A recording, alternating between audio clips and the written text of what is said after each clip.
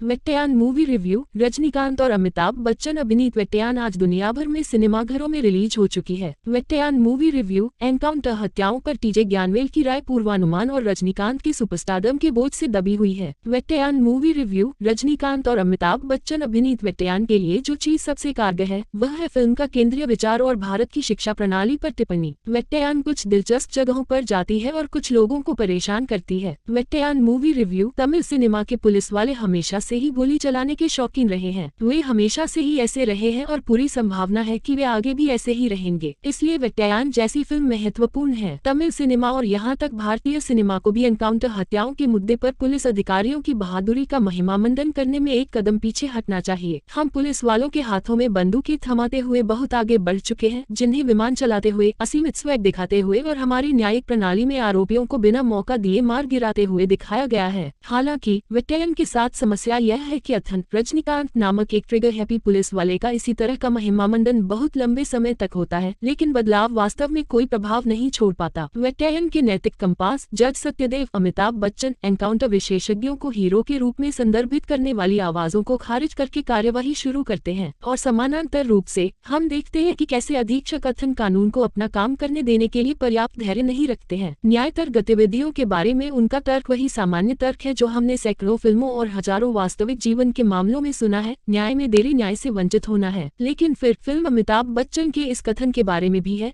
जल्दबाजी में न्याय करना न्याय को दफना देना है। इन दो चरम सीमाओं के बीच एक ऐसी फिल्म है जो बेहद भ्रमित है। फिल्म सरकारी स्कूल की शिक्षिका सरन्या दुशारा विजयन के प्रेरक जीवन और भयानक मौत के इर्द गिर्द केंद्रित है। यह घटनाओं की एक श्रृंखला को ट्रिगर करता है जिसमें इतने सारे स्पर्शरेखा शामिल हैं कि यह ज्ञानवेल और कंपनी के लिए बहुत भारी हो जाता है। सरन्या पर जघन्य हमले वाले दृश्य के लिए अंक काटे जाने चाहिए। यह अनावश्यक रूप से ग्राफिक हो जाता है और ज्ञानवेल कई मौकों पर इस दृश्य को हमारी इंद्रियों पर लगातार प्रहार करके चीजों को बेहतर नहीं बनाते हैं। वेट्टयान के साथ एक और बड़ी समस्या यह है कि यह पूरी फिल्म में लाल हेरिंग का उपयोग करता है। नहीं, आप एक बात नहीं कह सकते और दिखा सकते हैं और फिर पात्रों और उनके कार्यों का न्याय करने का भार दर्शकों पर डाल सकते हैं। सुसंगतता की यह कमी वेट्टयान में एक बड़ी समस्या है क्योंकि यह एक ऐसी फिल्म है जिसे अपनी निष्ठा और रोक के बारे में स्पष्ट होने की आवश्यकता थी। वेट्टयान सुपरस्टार रजनीकांत की उपस्थिति से भी बोझिल है। टीजे ज्ञानवेल रजनी की फिल्म देने और मुठभेड़ हत्याओं पर टिप्पणी करने के बीच फंसे हुए हैं। यह और भी मुश्किल हो जाता है क्योंकि संघर्ष कभी भी आंतरिक नहीं होता है और हम वास्तव में भूमिका की चालों को समझ नहीं पाते हैं। क्या वह वास्तव में अपने कार्यों के परिणामों को समझता है? वह कहता है कि वह समझता है, लेकिन कभी भी हम उसके दिमाग में नहीं आते हैं। साथ ही फिल्म एक गलती के लिए पूर्वानुमानित है और यह इस तरह के प्रक्रियाओं से जुड़े तनाव को दूर करती है। यह वेट्टयान के मामले में भी मदद नहीं करता है, यह देखते हुए कि कलाकारों के सबसे बड़े नामों में से एक को फिल्म के लगभग 3/4 हिस्से तक पेश नहीं किया जाता है। वेट्टयान के लिए जो वास्तव में काम करता है वह है फिल्म का केंद्रीय अभिमान और भारत की शिक्षा प्रणाली पर टिप्पणी। वेट्टयान कुछ दिलचस्प जगहों पर जाते हैं और कुछ लोगों को परेशान करते हैं। इरादा बिल्कुल सही है और निष्पादन भी दोषपूर्ण नहीं है। शायद यही कारण है कि सुपरस्टार को केंद्र में रखने के चक्कर में कार्यवाही कमजोर हो जाती है। ज्ञानवेल के सामने दोधारी तलवार है कि वह किसी महत्वपूर्ण बात को कहने के लिए सबसे प्रभावशाली आवाजों में से एक का इस्तेमाल करे और उस आवाज को स्टाइल दे। हालांकि वह हमेशा इसे संतुलित करने का अच्छा काम नहीं करते हैं, लेकिन ऐसा कोशिश करने की कमी के कारण नहीं है। कई जगहों पर वह पूरी तरह से आगे बढ़ने की इच्छा पर लगाम लगाते हैं और सुनिश्चित करते हैं कि पूरा पैकेज फिल्म के लिए हो न कि सुपरस्टार के लिए। यह बात खास तौर पर फिल्म में अनिरुद्ध के प्रभावी बैकग्राउंड स्कोर के इस्तेमाल से झलकती है। यहाँ तक स्टंट सीक्वेंस भी वेट्टयान के दृश्यों की तरह ही कमजोर थे। वेट्टयान का एक और पहलू जहाँ ज्ञानवेल ने मिश्रित प्रदर्शन किया है वह है कास्टिंग और चरित्र चित्रण। स्टार कास्ट के कद को देखते हुए कोई भी यह महसूस करने से नहीं बच सकता कि मंजू वारियर और राणा दगुबाती जैसे नामों को कमतर आंका गया। फहाद फासिल ने एक विचित्र भूमिका निभाई है जो और भी बेहतर हो सकती थी और यह अफसोस की बात है कि उनके दृश्य मजेदार चक्कर और ध्यान भटकाने वाले स्पीड ब्रेकर के मिश्रित बैग के रूप में काम करते हैं। दुशारा विजयन को ज्यादा कुछ करने को नहीं मिला, लेकिन वे फिल्म की आत्मा के रूप में चमकती हैं। वेट्टयान एक ऐसी फिल्म है जो अमिताभ बच्चन और रजनीकांत के कंधों पर टिकी है और ये दोनों दिग्गज एक बार फिर साबित करते हैं कि वे भारतीय सिनेमा के प्रतीक क्यों हैं।